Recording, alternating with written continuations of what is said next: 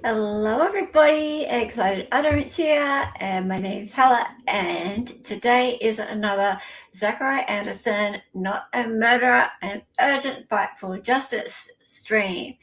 And we're up to part 7 in our series. We're really getting along in these episodes, and it's a long story. Unfortunately, the trial went for, I think, 12 or 13 days, maybe more. No, 14. Correct me if I'm wrong. Someone in chat's going to correct me. For sure, I'm always getting my facts straight. Ooh, what happened there? My facts straight. I'll let Dolly in. Come on, Dolly. Hello. I accidentally That's all right. That's all left the right. studio Hi. and tried to add myself backstage. I thought I heard you coming in again. Like the doorbell rings every time Yes. someone comes in, and that was you. Yes. Hi. Hi. That's okay. Hello. And hello, Donna Buckley. It's always so nice to see you. Hello, Gabriel. And hey, Christine. Good to see you too. Yeah.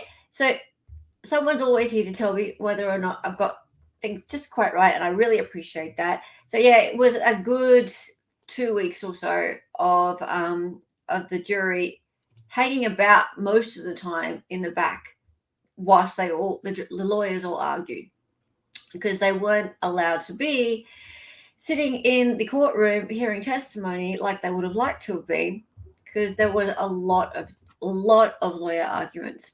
A lot of lawyer arguments. And we're going to hear some of those today, not as much as I would have liked to have shown you. I'm going to tell you a bit of what the arguments were today. But today is Munch Day. This probably the silliest prison snitch testimony I've ever seen. And I've seen some prison snitch testimony. How about you, Darlie? Yes, it was pretty appalling. Yeah. Like I said, if you saw the TikTok or short or whatever it is that you like to call it that I put out overnight or today, your time, it was crazy. It was the dream sequence. It wasn't even a dream sequence. It was sleep talking. It was a prison snitch reporting back on words that Zachariah Anderson supposedly said in his sleep.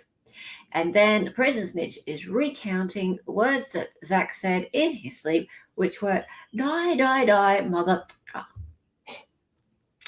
And then the prison snitch, being the honest man that he is, Yes, career criminal, talking about how, you know what, he looks like a killer, so he's probably a killer. Yeah, nightmare confession. The definition of cringe. Yeah, it was like, and also, like I said in that short, if it wasn't a man's life on the line, it would have been hilarious. Hilarious. In fact, I suppose we can kind of almost laugh at it because it was so stupid. But unfortunately, Zach is in prison for the rest of his life. Right, so let's get into it, guys. You interviewed Ty today? Oh wow, it's amazing. Good for you. I hope he's well. Very good. Okay, let's get into it. So, episode 7 of Zachariah Anderson, Not a Murderer, an Urgent Fight for Justice. Okay, and as we always do, it's going like this, and like this, and then like this. Episode 7. Welcome to part 7. Okay, and we always go through the charges. We do a quick recap.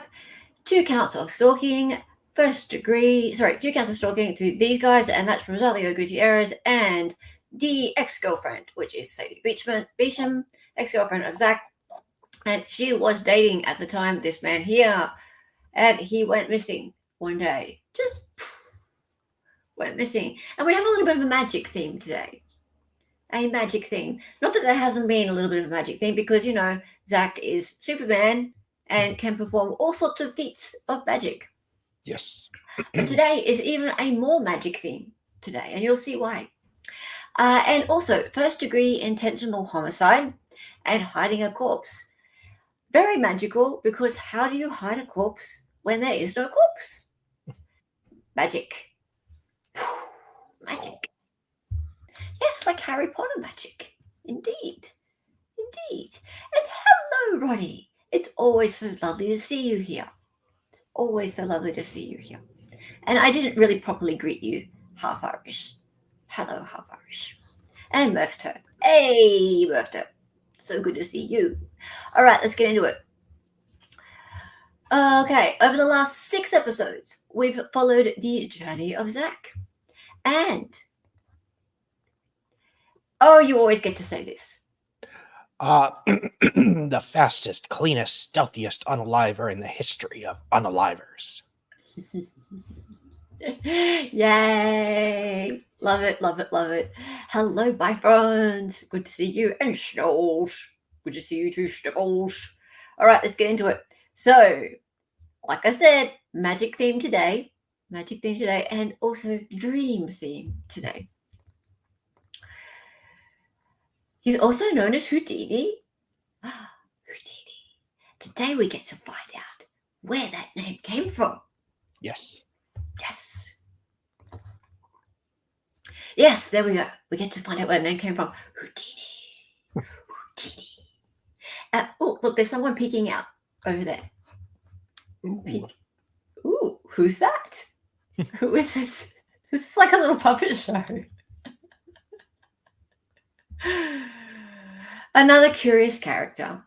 Remember when we talked about the curious characters in the show? Right? So the cast of characters, and there's, the curious characters. So there's a curious character, and this one's, he's pretty curious. Actually, this one's just plain shifty. Yeah, like, so far we've had curious ones, but yeah. Okay, so Mark 1, Munch, Washington. Zach's former cellmate. Okay, so when they bring out like the witnesses, the state's witnesses, and they seem to be a bit shifty, when they're wearing the orange jumpsuit and they got like the shackles and all that kind of thing, obviously the jury's already going to make a bit of a judgment about that kind of witness. That's what you call the prison snitchy snitch. And Yes. generally, jury's going to make a judgment about that kind of person because they're going to be a liar, right? There's going to be something about that kind of witness. They're going to have something to gain from saying something about the defendant, right? Yeah. Yep. Okay. So jailhouse snitch was peeking. Yes, he was peeking, like a peeking duck. Okay. So let's see. Now, why do prosecutors hire prison snitches? Why do they do it? Well, Dali, can you tell makes us? their job a lot easier. How? They don't have to prove. Well, it's just one more thing they don't have to really put as much effort into proving somebody's guilty. Well, yes and no. Like, the thing about prison snitches is juries don't believe prison snitches as much as they believe like an honest person off the street, right? Because they're prisoners. They're, especially someone like this, he's a career criminal, right? And obviously a good defense attorney is going to impeach him. Like, he's going to go, okay, so here's your rap sheet. Boom, boom, boom, boom, boom. Why should we believe you? And that did happen in this case. Okay. So the problem, though, is that what a DA will do is they will try, or a prosecutor will do, is they'll try and bring in as much testimony as they possibly can. And a snitch is someone who generally will just add to the cumulative evidence. So the amount of evidence that they can bring to the table that will add to making the defendant look like a bad guy. And that's what they did in this instance. So they even tried to bring in some testimony from this man to make Zachariah Anderson look like a drug dealer. right? So to make him look like he made friends with this man because he's also a criminal. All right, so that's why Zach and him got along so well, because they were criminals and they were both in the drug trade. And so therefore they got along. Now, I think personally that's why the DA was so keen to get him on the stand, because he just wanted so bad to show that Zach and him got along great because they were both drug dealers. To try and make Zach look really, really bad. Not so much the whole testimony about the dream sequence and all that kind of thing. I don't think that Gravely really thought that the jury was going to buy that at all. That's my personal opinion. But we'll see. We'll see. So it's a June bug. A big bug. Oh, hey, BL Blazy, good to see you. Thanks for stopping in. If you know, you know. Hey, M. Shannon. Most people say he looks like a cockroach. Yeah. Especially when he dances around like that. Sarcasm detected. We'll see. We'll see. Anyway, but what he did, the main focus of the testimony was about this prison confession. So let's get into it, guys. Let's be fair here. Yeah, Washington's testimony was never going to be the most convincing before a jury, really. Yeah. So this is the point. Do you like my graphic here? Yeah. So, and then I said, die, MF. and then he's standing there going, I better take note of this.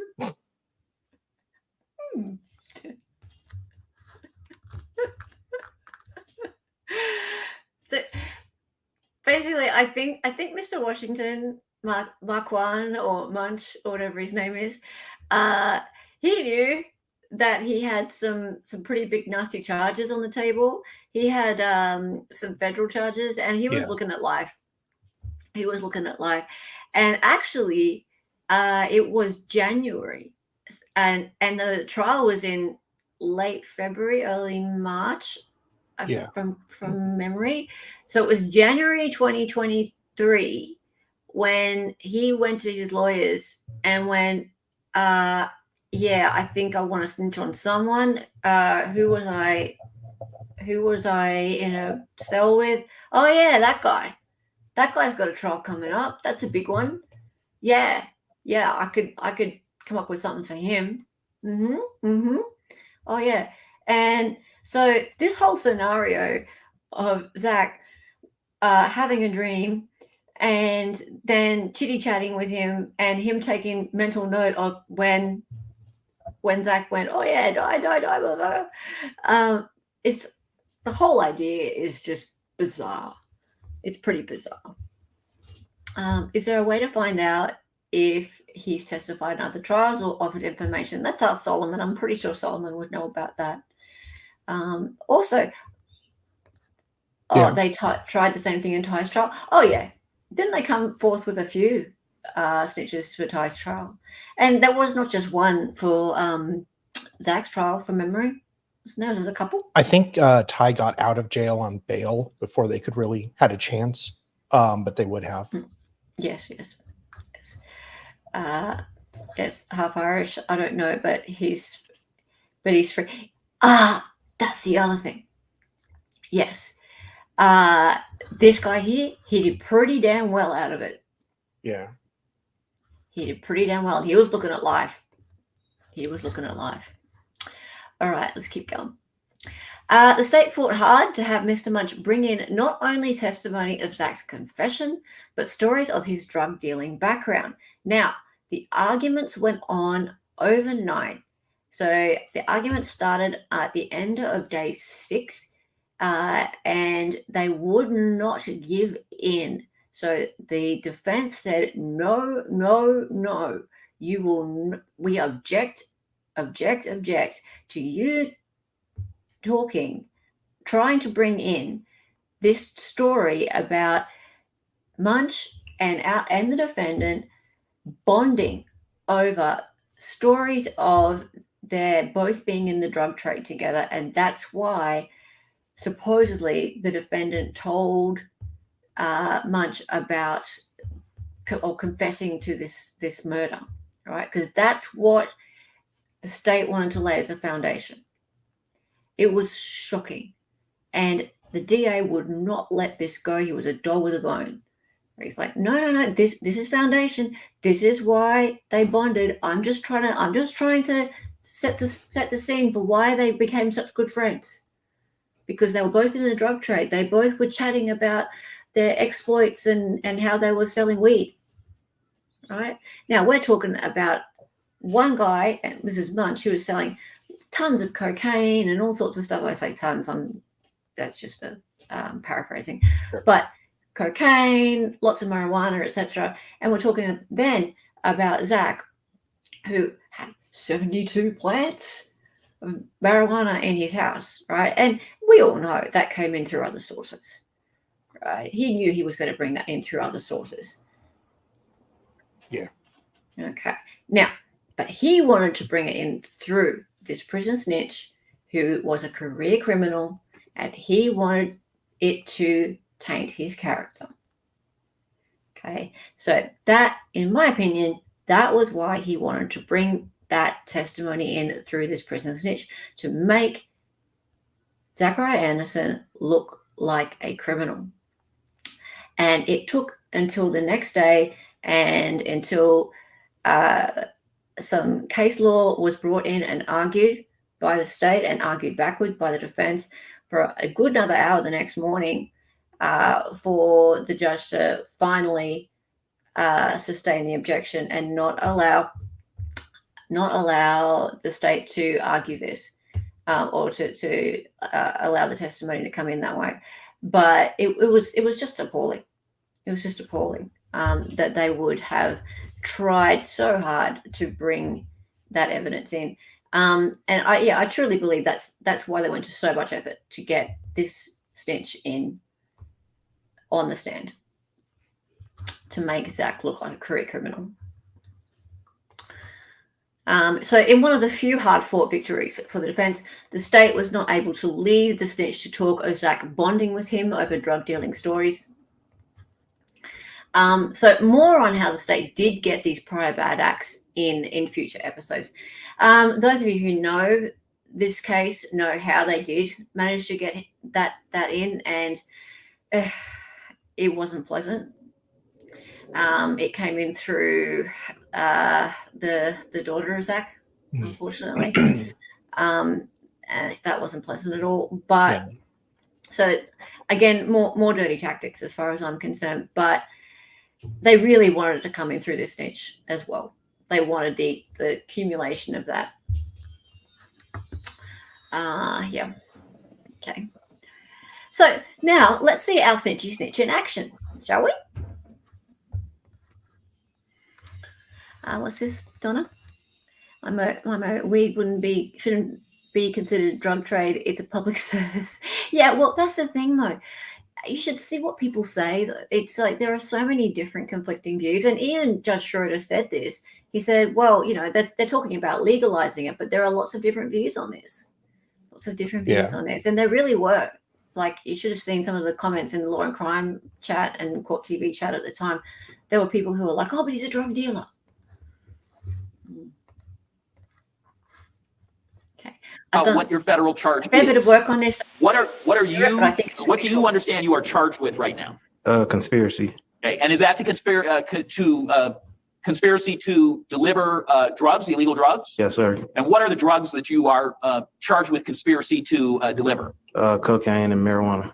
And would it be accurate to say that the cocaine that you are charged with conspiracy to deliver is 30 plus kilos of cocaine? Yes, sir. Okay. And what quantity of marijuana are they saying that you were in a conspiracy to deliver? I believe 600 pounds. Okay. And so you've entered a plea in that case. Is it a plea of guilty? Not guilty yet, but okay. What is your status right now in that case? The last word was but. I thought you said not guilty yet. Correct. Oh, I thought you said yeah. I thought you said yeah. You're right. That mic doesn't work. Yeah. Okay. Should I go on? Yeah, please. Okay. Sorry to interrupt. So, and is it your plan to enter a plea on those charges? Yes, sir. Okay. And have you entered into a plea agreement with the government? Yes, sir. And is that a document or agreement you've signed? Yes, sir. And does it indicate you are going to plead guilty to some charges? Yes, sir. So did you do these offenses that they're charging you with then? Not the amount, but yes, sir, I have. Okay. So you're pleading guilty to the charges that we're talking about. Yes, sir. All right. Does the plea agreement, what does the plea agreement say about whether, if you know anything about other crimes, whether you should talk about it or testify or any of that? What do you understand your plea agreement to say about that kind of stuff? The plea agreement basically, well, it said that if I was to enter into this plea agreement and sign it, I would have to be honest about anything that I had knowledge about. Okay. And so you're supposed to be obligated to do that? Yes, sir. Okay. And is there a benefit that you believe you would receive if you provide information on different cases? If I'm honest about everything, you're honest. possibly yes. So what do you understand could be your advantage? So like how could you be helped if you're honest about some other crimes? Oh, if you're What do you mean, like? Well, like what advantage what's in it for you, I guess is what I'm saying. Well, leniency on sentencing, I guess. Okay. So. And you know what that means? Like what number that means? No. Okay. Has anybody told you what the number is? No. okay. So no one's told him what the number is, but it should work out pretty well for him, I think. If he's honest. Honest means whatever they tell him to say, pretty much, I think. Scout's honor. So I guess we should believe him, right? I'll be honest. Promise. Yeah, he looks like an honest guy, right? Yeah. Okay. All right. So let's keep going. What month it was or not? December, I would think, of 2021. Okay. So, and at some point during your time in the Kenosha jail system, did you come to be housed with a person who you found to be named Zachariah Anderson? Yes, sir. And what did you call that person? Like when you were speaking to them, what did you call him? I called him Zach. Zach. Were you? What's the look on Zach's face? Did you room with that individual personally? Like you were actually a roommate of that person? Yes, sir. And which institution? So there's a downtown jail and then there's KCDC, right? Yes, sir. Have you been in both of them during this period of time of incarceration or just one? I started off at downtown area for a week or so, and then I went to KCDC. Okay. So is the place that you roomed with this person that you said his name Zachariah Anderson, was that downtown or was that out at KCDC? It was at KCDC. And when I say that you room with someone at KCDC, tell me what physically that means. Are there 5 or 10 roommates or just, how many people are, when you say you room with somebody, how many people does that mean? Just 2 people, me and another person, which was Zach. Okay. So for a period of time, it was just you and Zach. Correct. Okay. And is the person you're identifying as Zach, is that person here in the courtroom today? Yes, sir. So could you point that person out today and Mr. Washington, tell me what that person is wearing today? Yes, sir. Please point that person out. Yes, sir. He is right there in the gray suit with the gray and blue tie. I'd ask the record to reflect the identification of the defendant, Zachariah Anderson. Pointing at the defendant. Mr. Washington, did you room with the defendant from a time period from about December 22nd, 2021 through January 31st, 2022? Does that sound correct? Yes, sir. So if I calculate correctly, that's approximately 5 weeks, right? Yes, sir. Okay.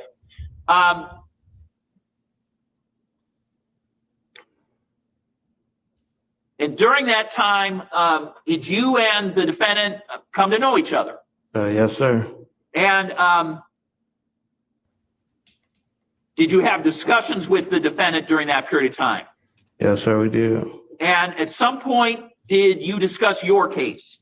Yes, sir, I did. And at some point, eventually, did the defendant discuss his case? Yes, sir. So when you discussed your case, who else was around when you were talking about the details of your case with the defendant? Just me and Zach. When the defendant discussed his case, was who, if anyone, was around other than you and the defendant? Just me and Zach. What, if anything, can you say about during the period of time you were with the defendant, whether you observed any behavior about him having trust issues about people or being paranoid or worried about the government? He had a lot of paranoia and different trust issues when we was in the cell. Okay, you got to speak very clearly. Okay. So, Okay. all right. So, what sort of things did you see that caused you to think, okay, this guy is thinking the government is doing stuff? Oh, when I was in the cell, he would, initially stated that it was a couple of times that he thought maybe that the government was putting informants in the cell with him, or maybe bugging the cell or recording things without his knowledge. And did you ever see him do any searches? Yes. And what did he tell you, or what did he indicate to you he was searching for? He was checking to see if there was any recording devices around or some type of camera or some event, just looking. And did he ever discover anything? No. And what, if anything, can you say about whether the defendant, what his opinion was of his own intelligence or about an ability to be outsmart people? Well, he thought he was pretty much smarter than everybody, pretty much. And what sort of thing did you hear that caused you to believe that? Just the things that he said about, like, eventually when he talked about his case or how he would deny things, but thought that he was going to beat the case, actually, and that you guys were trying to frame him and he was going to get out. Who did he say was framing him? Do you remember? He said the police framed him. Did he say how they had framed him, what they had done? He just said that they was planting evidence and trying to put something on him that he didn't do. All right. So he indicated to you specifically that the police had planted evidence? Correct. Was that said to you once or more than once? Said a few times. Okay. And can you indicate any ways that you and he helped each other out? In other words, anything that caused you and him to begin to trust each other for any reason? Okay. I guarantee you that, well, I can only speculate, but I think that before this piece of testimony, this morning, early, they would have had to talk to Mr. Munch that morning, because there had been an argument that had gone on for about an hour or so that morning, the lawyers and the judge that morning, about how he bonded with the defendant. Because remember what I said earlier about the DA wanted him to talk about them bonding over drugs. That was not allowed. Okay. So this next piece is about how he bonded with the defendant. And so the story's changed. So listen to what Munch now says is how they bonded, right? So I'm sure that there would have been a discussion with Munch about what the new story is about how they bonded. So listen to this. Well, when I was in the cell, like I said, we became close. Sometimes, like, if I needed him, he would come through for me, and if he needed me, I would come through for him. And give me an example of the kind of ways you mean. Like the first time ever was because he usually don't share or do nothing or order much. He holds on to the stuff that he have. He had some food that I needed to cook with at the time, which was tuna, and I asked him, could I get the tuna, and I would order him, 4 back for the tuna, because he did it before with other people, and some people didn't come through on the end, and I showed him that I come through. Tuna. Okay. So they bonded over tuna, not drug stories. Tuna. Yeah. Definitely not drug stories. No. No drug stories. Tuna. It's like really, really fast that morning. They had to come up with this story about the tuna. Over canned tuna, yeah. No drug stories. No.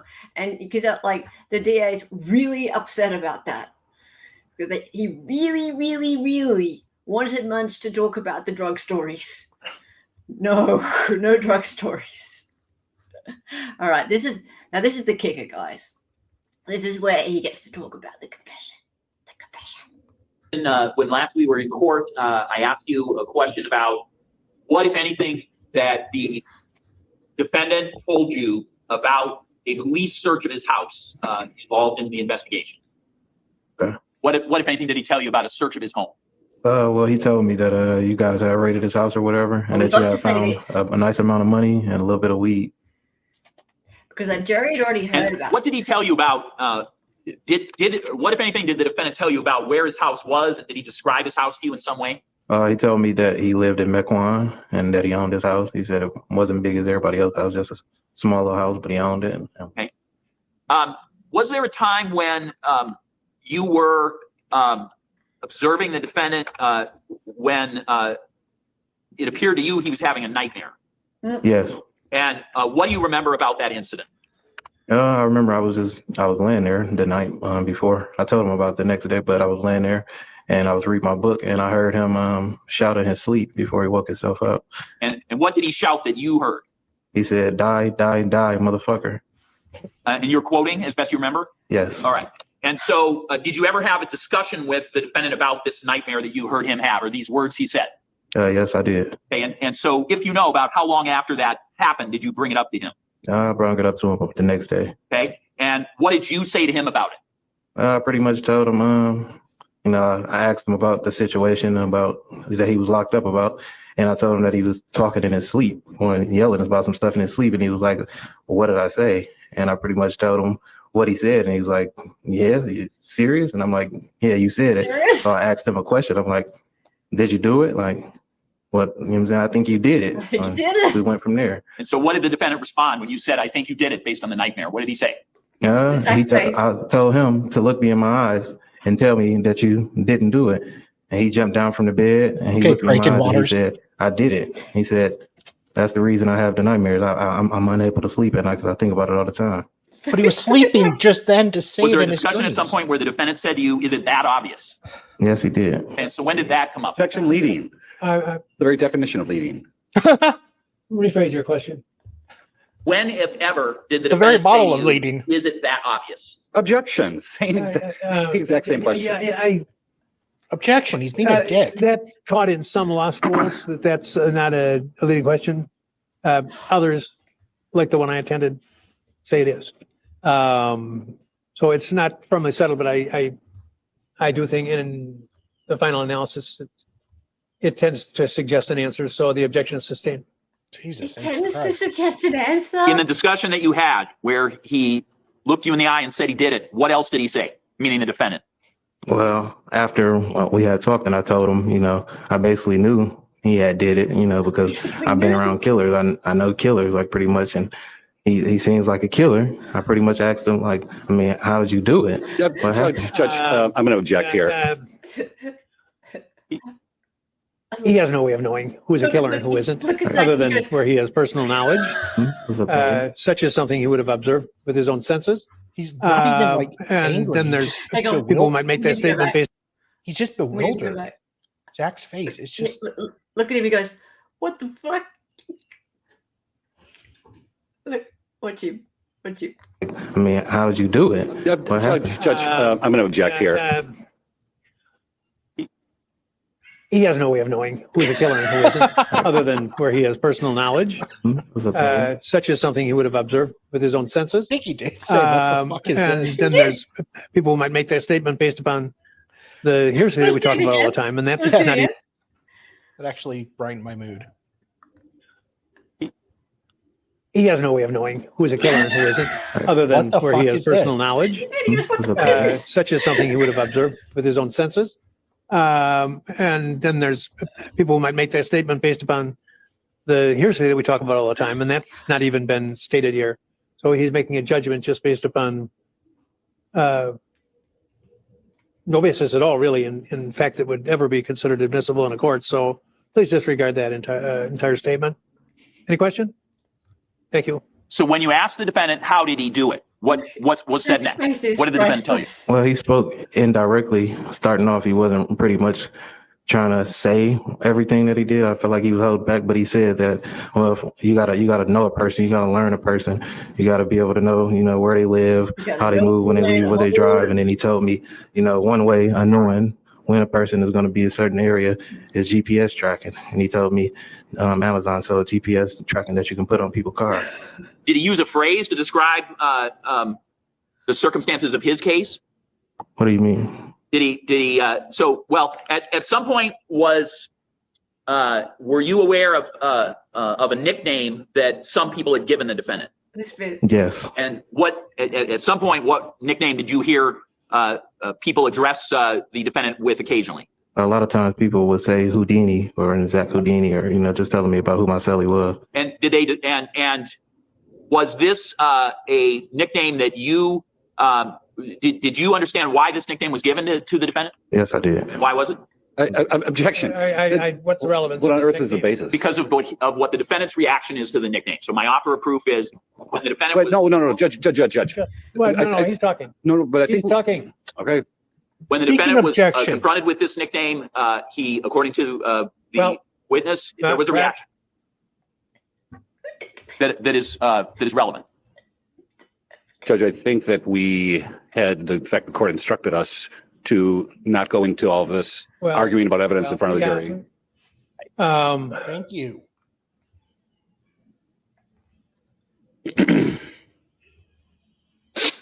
I think the last question was, we started with a why as a word. Why?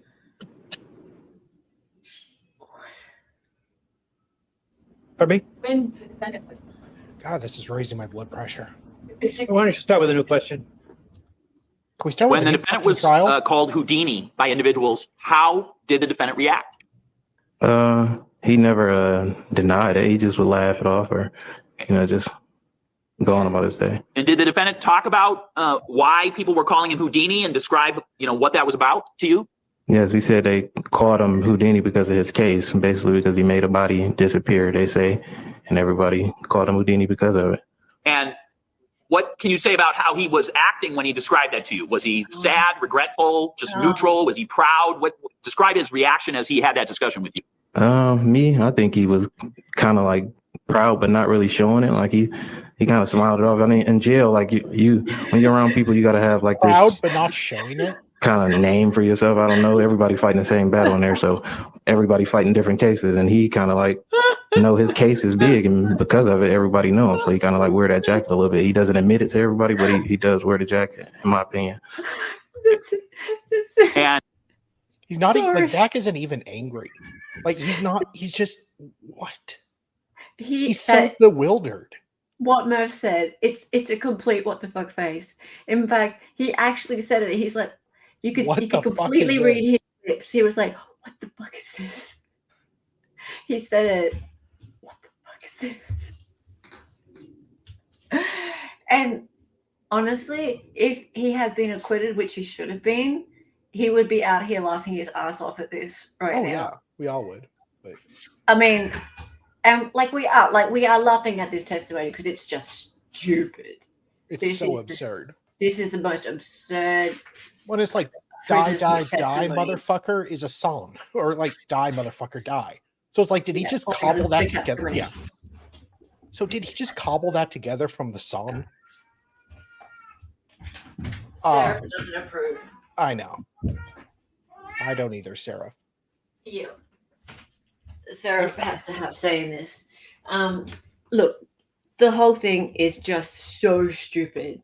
And I have forgotten most of this. Like, I had to, now that I've watched it again, I forgot the whole thing about, he looked like a killer, so yeah, he's a killer. Like, I've been around killers, and like, he looked like one. Could you say killer one more time?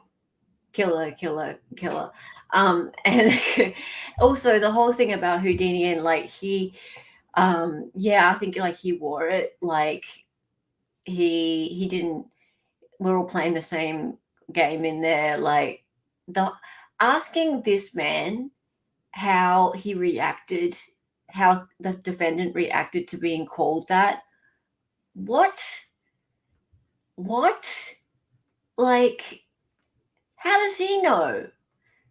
And then also the objection to the whole thing about him thinking that he's a killer because he's been around killers. That's too late. Like, the jury's heard it. Like, the jury's heard all this stuff.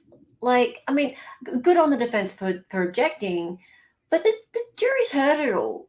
Like, it's just silly. And I don't think, by the way, I mean, I spoke about this before we started hearing from the snitch. I don't think that the jury believes any of this stuff. Like, I don't think the actual snitch testimony holds up. But unfortunately, it's I don't know if the correct term is cumulative, because that's a legal term, but it accumulates. All of this stuff accumulates to form a view of the defendant, and I don't like what the DA is doing here, or what the prosecution is doing here. Is that they're trying to just build cumulative. It's cumulative. Yes, but cumulative it means something else, doesn't it? It means there's like just it's accumulating, it's building up and up and up, and it shouldn't be allowed, and they're bolstering one part or one thing. Yes, okay. So I don't like what they're trying to do here, and that they're trying to just add more and more and more like character evidence against the defendant that is completely wrong. Like, he hasn't, none of this is substantiated whatsoever. There's a lot wrong with this trial, beginning with the judge. Yeah, look, I don't think the judge has done a fantastic job, but one thing he did do right in this instance is he did not allow in this story from from the prosecution about how they bonded, about how this prisoner bonded with the defendant, and it being about drug stories. And that's very important, because, as I said, I believe the reason why this witness is up on the stand is not about this nightmare confession. It's all about painting Zach as being a drug dealer. I think that's what it's about. I think that's why he's there, and he didn't allow that in. So it took overnight and a lot of argument, and I believe that Schroeder should have just sustained the objection right from the start. He shouldn't have entertained it at all. But eventually he sustained the objection and said, "No, you're not letting that in." Okay, let's keep going. So that's the story of Houdini. But wait, would you like some steak knives with that? Yes, scoring 1 out of 100 is still a failure. You're right about that. Okay, would you like some steak knives with that? So then he goes on to talk about Zach saying that he stabbed Rosario. Do you remember there being any like forensic testimony about stabbing anyone? No. All right, let's just have a quick look at this. This person, and he said he stabbed him, and he blacked out. He said he stabbed him, and I just blacked out. And he said he eventually wrapped the body up in garbage bags and got rid of the trash. Okay. He threw the trash out. Okay. And I asked him, what did he mean by that? And I said, what, like dumpster or trash? And he said, once it's gone, it's gone.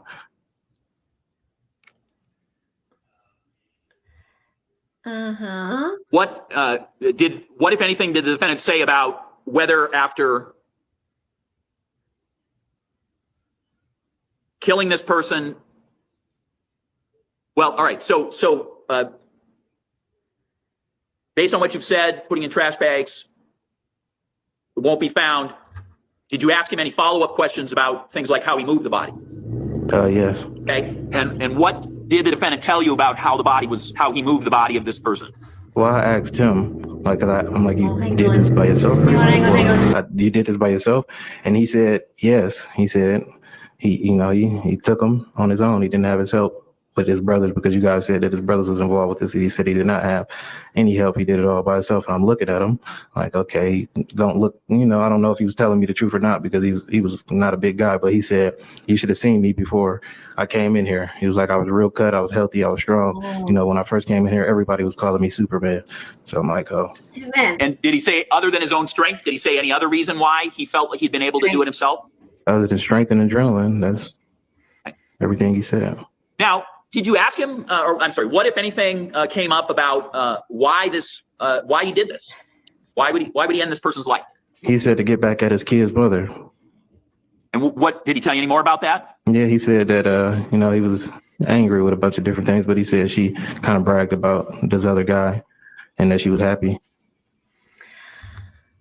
He didn't really want his kids around that.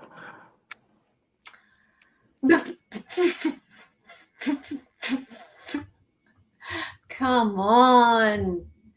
Really? So you didn't think Munchy Munch would get away with that easy, right? Like, I'll show you a little bit of what the defense did on Cross. It was long. Like, he had a rap sheet, like from here to the US. It was full on. And that's what happens when snitches get up on the stand.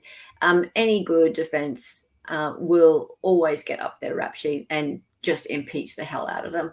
Look, there's no reason for the jury to believe you. And that's what happened. So I'll show you just a little bit of that.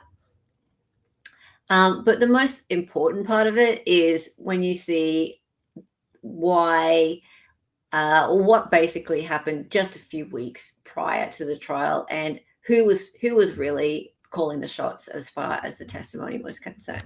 So let's just have a look. The speed drive you had in your cell was for your conspiracy case, the federal conspiracy case, right? Correct. And you're saying you didn't know anything about the protective order. Never got it. Okay.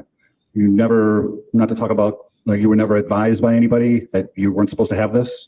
Lawyer never mentioned nothing like that to me. Okay, so because there's federal inmates at KCDC, they make arrangements, the federal government makes arrangements for defendants to have access to the discovery, right, in a separate room, right? Correct. And so how did you manage to get a USB with all of your discovery despite the prohibition? We can buy them, but I bought an extra one from Mr. Anderson. So you bought a USB drive and you went into the separate room to look at your discovery and you made a copy of it? Correct. Okay. So now that's been confiscated from you, right? Correct. All right. So in January, you had an epiphany about talking about Mr. Anderson's case with, so that you can get help on your federal case, right? We've established that. I'm sorry. I'd like to finish my question, if you don't mind. Well, I'd like to finish my question, Judge. I'm objecting to the term epiphany. Yeah. What's the beginning of the question? It's argumentative. What an epiphany. Well, it's a word that's frequently misused. So I don't actually know what he's looking for. Epiphany means manifestation. And so I don't know. That's kind of It's very peripheral. you must have one of the brainiacs because that only they studied Greek when I was in school. Okay. Start your question over. All right. So January, you decide you're going to advance the ball on Mr. Anderson's case to help your federal case. We've established that, right? Yes. Okay. January. So then on January 17th of 2023, just, I don't know, 3 weeks ago or so, you sit down with from the trial. some police officers and the district attorney, right? Correct. Specifically, you were sitting down with all of the people at this table, right? Correct. Detective Carrera, district attorney Jessica, kept on your name, Derek, and district attorney Michael Gray, right? Correct. Those three people at this table. I'm a nobody. Also, well, actually, it was Warren Anschutz. You remember that name? There's another person there? I believe so. I don't remember the name. Oh yeah, girl's name. No. He was not there for this interview. No. Okay. But you sat down at Kenosha County Jail, right? Yes. And you met with these three individuals for about an hour and a half? I didn't count the time, but I Sound about right? spoke with them, yeah. Okay. And Look at them. They're like, And as you were being asked questions, I'm starting to feel bad for him now. No. Working with the Gravely main for 90 questioning. minutes. Mr. Gravely? Right. Okay. Was that like exclusively throughout the interview, or did the others kind of like chime in once in a while? Everybody spoke up, yeah. But it was mainly Mr. Gravely? Yeah. Okay. Pretty much. And he made it clear to you that he was very interested in having you come here, Oh, right? yeah. He wanted to hear what I had to say, yeah. And that after Oh, you yeah. testify, he's going to report back to the United States Attorney about how well you did, right? My lawyers did, probably would talk to him, but Nope. yeah, he didn't really, I didn't ask him that. Okay. But that's what you're hoping for. Objection, we've covered this area. What he's hoping for has been answered. Overruled. Overruled. Yes. All in service of getting you out of the mandatory minimums and possibly the 262 months that in theory you face, right? Whatever the hell it is. In fact, the charge against you actually has a maximum of life, right? If I go to trial, yes. Well, whether or not you go to trial, it's still a maximum of life potentially, right? Correct. And so the guidelines say one thing, the mandatory minimums say another, and you're trying to get down to something where you can get back on the street, right? Yes. Yes. That was very good questioning. I really appreciated that. I Yeah. loved the way he said, so you were sitting with those three, right? And he points over at those three, and they were like, mm-hmm. and Gravy's like, asked and answered. I love that bit. That was very good. So it was super clear. Everything that this witness was saying was because he had been in a room with those three, and who was doing most of the questioning, most of the talking, actually, that man. And the jury knows that that man talks a lot. They've been listening to that man talk for the last 7 days. So they're very aware that that man talks a lot. I thought that was very effective. Okay, so let's move on. The state star snitch didn't really go as planned, but hey, they had other tricks up their sleeve. Look, I mean, I know a lot of people in chat, and not just this chat, other chats as well that have watched the trial, have said that the jury would sort of believe anything that the state said. I don't really think that this witness was that coercive, just based on when I hear people talk about why they think he's guilty, they don't generally talk about this witness. They talk about the DNA, they talk about things that the daughter said, just the fact that Zach was a stalker and all sorts of things, but they generally don't talk about things that this witness said. So I don't think that this witness was the most convincing of all of the witnesses. I don't think that he had the impact that the state hoped. I think that the state really hoped that this witness would be able to convince the jury that that Zach was this career criminal, and that was why they fought so hard for that testimony to come in. And unfortunately for them, they didn't win on that one. Okay, so they had some other tricks up their sleeve. Yes. Is Zach the murderer? No. I doubt it. I doubt it. Love the graphic. Thank you. Jury was probably asleep there like they did the entire trial. Yeah. Okay, so join us for part 8 next week. Zachariah Anderson, not a murderer. Urgent fight for justice. Same Zach time. Same Zach channel. Okay, and make sure that you are tuning into Wrongful. If you haven't listened to the whole Wrongful podcast, make sure that you do. It's fantastic. Mods, if you're around, make sure that you pop a link out for Wrongful. That would be fantastic. I know you're here somewhere, Josie. Pop your own link out there, love. It'd be fantastic. Or Murph, that'd be great. And if you want to watch the entirety of the Zachariah Anderson trial, no breaks, no nothing, you could do that on Vielhammer's channel. There it is there, Wisconsin versus Zachariah Anderson, no body murder trial. That's where I've been grabbing all that stuff from. Make sure you support Veal. He does a fantastic job. Also, make sure that you follow and support Crime Circus and the Innocent Lives Matter playlist. Get there in the comments and make sure that you are helping out. There are heaps of comments in there that are based on misinformation. It's excellent if the FZA community can get out there and help in those comment sections. Also, just whilst we're on announcement, support MLS new channels, MLS God of Law and Lego Law, and keep yelling out about those nasty copyright strikes. We want to get David's main channel back. That would be awesome. But always good to build up his other channels. You just never know what might happen.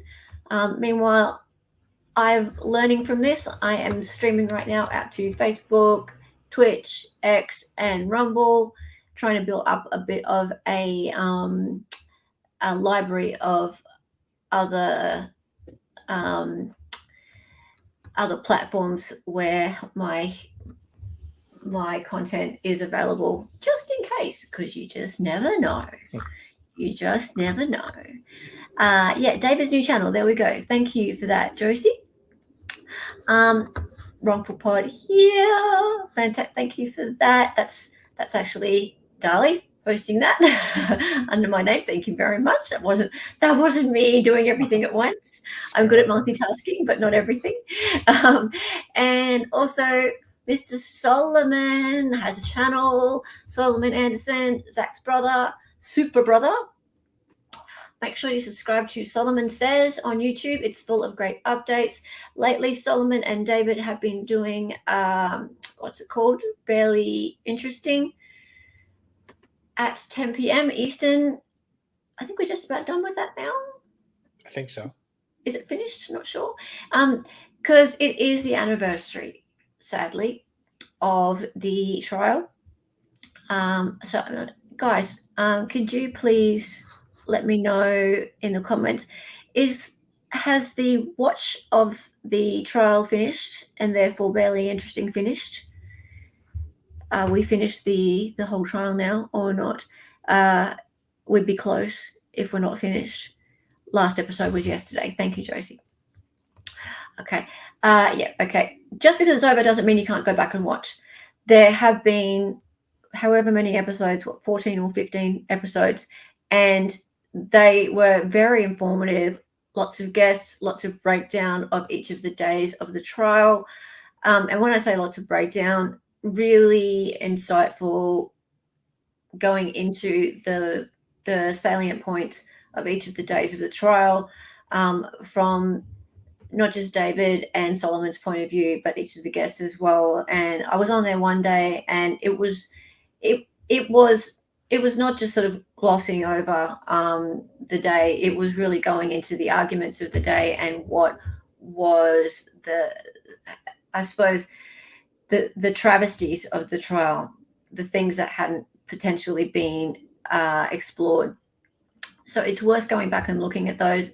You can watch those on Solomon Says or on MLS God of Law or Lego Law. They were dual or triple streamed, I think. Triple streamed. Jen and Zenith were on yesterday. Awesome. I should go back and watch that. They were on at lunchtime, my time. So I saw a few of them live. I've seen a few on rewatch. I'm going to have to go rewatch that one. So that was awesome and a good way to commemorate the year anniversary of the trial. All right. And one last thing, and that is Every dollar helps. So please give generously, everyone. Zach's Defense Fund still needs your support. Give Send Go link is in the description, pinned to the top of the chat. It always is for these streams. Guys, I know that it seems like we've just given and given and given, but it unfortunately the ceiling for this is probably about $500,000. Yeah. It seems like it's an impossible task, but it's not. We can get there. We just need to keep spreading this further and further. And I've seen other wrongful conviction groups that are raising tons of money for people out there who have been wrongfully convicted. There are people out there who are doing it. Sniffles. Oh dear. Should I encourage such things?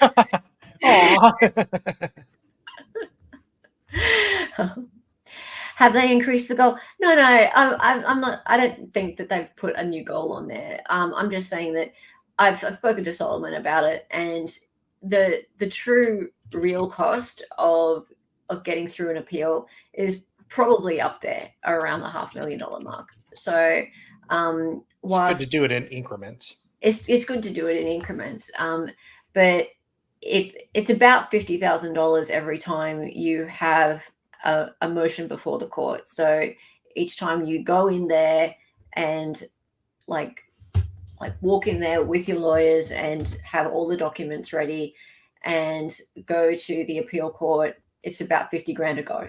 So, and I've done a short on this.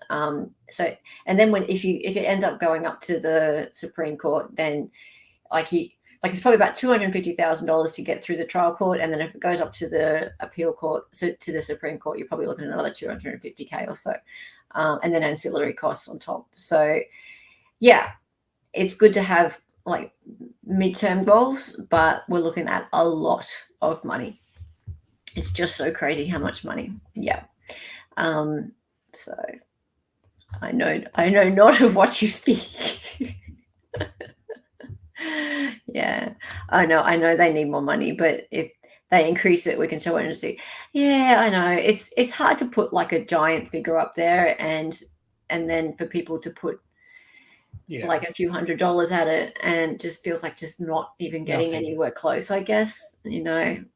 It's up to them what money they want to put on it, I suppose, what goal they want to put on it. I liked the $50,000 goal because it seemed more achievable. But then I suppose when you hit the $50,000 goal, it's like, oh, but we've achieved the goal. Yeah, no, we haven't, unfortunately. So all I can say is just if you've got any money, if you've got a couple of dollars, if you've got $100, if you've got $5 and you can put it there, that would just be fantastic. That would just be so appreciative with everyone, anything you can do. I don't have like much, but I'm putting time at it. A lot. I'm putting time at it. A lot of time. And I'm putting some I'm putting and money. I'm putting some money to advertising it on Facebook and TikTok and things like that to try and get word out to different people. So if I could put $5-10 to advertising it on different platforms, because I just feel like if it goes out to different people, it's more likely that different people might put money to it. So who have more money than me. So that's my way. That's my way. I'm just trying to think of different ways than just taking sort of $10, $20 out of my pocket, because that's all I've really got. Anyway, that's my way. You've been giving every month. I know you have, half Irish. You're fantastic. Thank you. Fantastic. Thank you. All right. It's just spreading the word so helpful. Exactly. If you can't give, spread the word. Think of ways to spread the word. If you can just tell somebody who doesn't know about this already and they might be open-minded to it, that's a fantastic way. It's a fantastic way. Yes, you're doing your best for that. Oh, thank you, Donna. Thank you. It's just one thing I can do. If I can just think of something I can do, and if you guys can think of one thing you can do, cool. And we're all a community. It's not a competition. Like, it's not like one person can do one thing better than the other or give more money than the other or whatever. It's not. We're all in this together. We all have the same goal. Try and get him out here with us. So we can all laugh at Munch. Alrighty. Okay.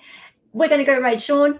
Why not? Let's go join Sean. He's always having fun, no matter what he's doing.